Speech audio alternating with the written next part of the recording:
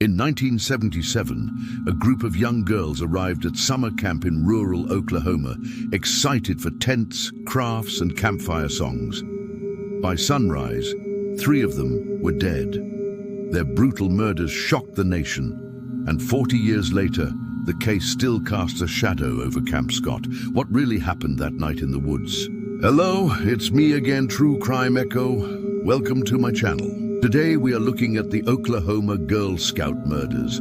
I have a question for you.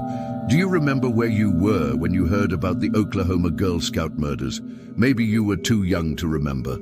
Perhaps these crimes were committed before your time, but if you're anything like me, when you hear about a horrific event like the murder of George Floyd, the Virginia Tech massacre, or the death of Princess Diana, you can recall exactly where you were when you learned the news. For me, I was eating lunch in the cafeteria of a local high school when the Oklahoma Girl Scout murders were announced. On June 13, 1977, 3 young girls attending a Girl Scout troop meeting in Oklahoma were murdered. That same day, the entire country stopped to listen as the radio broadcast the chilling details of the crime. These murders would become known as the Oklahoma Girl Scout murders, and they would be one of the most horrific crimes to ever take place in the United States. But before we go any further, let me remind you that this is not fiction. The following account is true and may be triggering. Please do not watch if you are easily disturbed. June 1977 was a sweltering hot month in Oklahoma. Thunderstorms were rolling across the state, and temperatures rose above 100 degrees Fahrenheit every single day. Many residents escaped the heat by retreating to their air conditioners. But for the Girl Scouts of Troop 111, they decided to venture outside. They traveled to Camp Scott, a wooded area located near the town of Vian in eastern Oklahoma. This camp had been around for decades, and thousands of girls had come through its doors. For some, it was a place for fun and adventure. For others, it was a means to forge lasting friendships. But for these girls, their stay at Camp Scott would end in tragedy. There were a total of 53 girls and 8 adult leaders participating in the troop activities. Most of the girls were between the ages of 7 and 12. As the group began to arrive at the camp, they were greeted by a huge thunderstorm. Lightning cracked across the sky and rain poured from the heavens. Although the weather was bad, the Girl Scouts were determined to make the best of it. After all, it was just a little summer rain. That evening, the girls were divided into 4 different cabins. Michelle Goose, age 9, Lori Farmer, age 8, and Doris Milner, age 10, occupied cabin number 6. As the storm raged outside, the girls huddled together and tried to sleep. However, around midnight, the rain intensified. The girls awoke to the sound of pounding water and howling wind. Afraid that their cabin might collapse, they decided to move to another one. At approximately 12:30 a.m., the girls got up and moved to cabin number 5. Just as they settled down, the lights suddenly went out. One of the other girls reported seeing a dark figure darting between the cabins.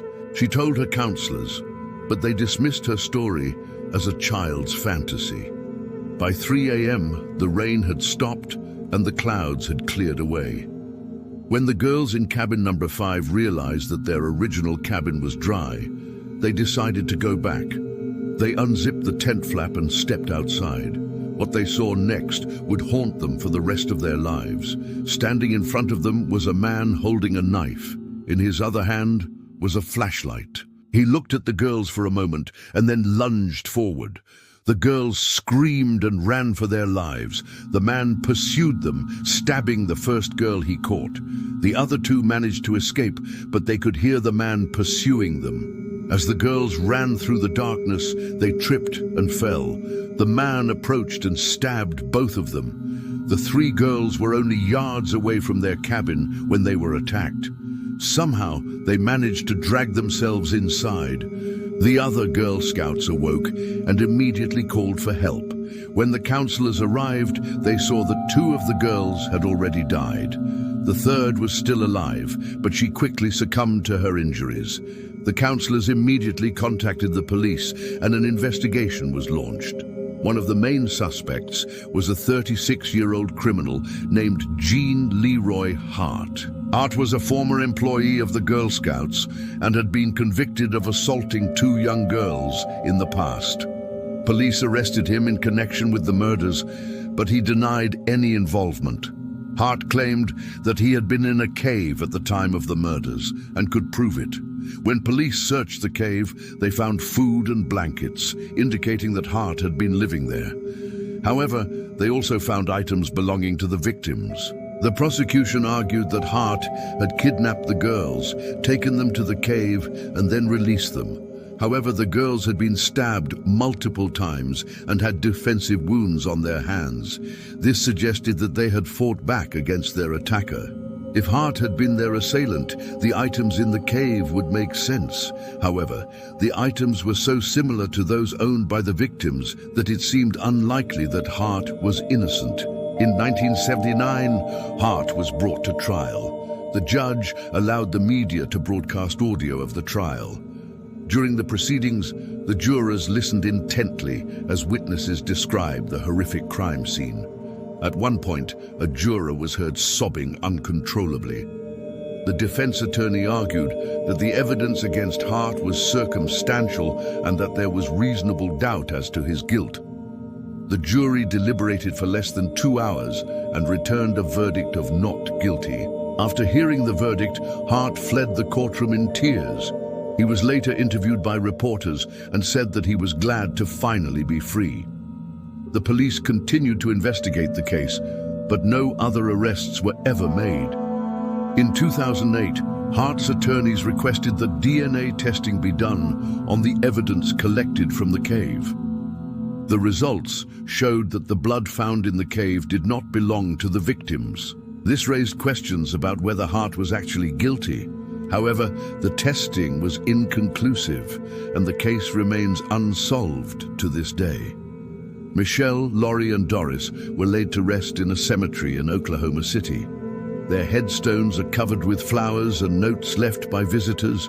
Despite the tragedy, the Girl Scouts organization continued to function. However, many people believe that the organization was negligent in the deaths of the 3 girls. Some say that the counselors should have protected the girls from harm, while others argue that the organization failed to adequately supervise the troops. Today, the site of the murders is overgrown and abandoned. Visitors report hearing strange noises and seeing shadowy figures moving through the trees. Could this be the ghosts of the murdered girls, or simply the wind blowing through the leaves? You decide. Thank you for watching. What do you think happened to these girls? If you have any information about this case, please contact the police. Again, this is not fiction. These are real people who are still searching for answers. Until we meet again, remember to stay safe. And don't forget to subscribe to stay tuned for my next unsolved case crime story.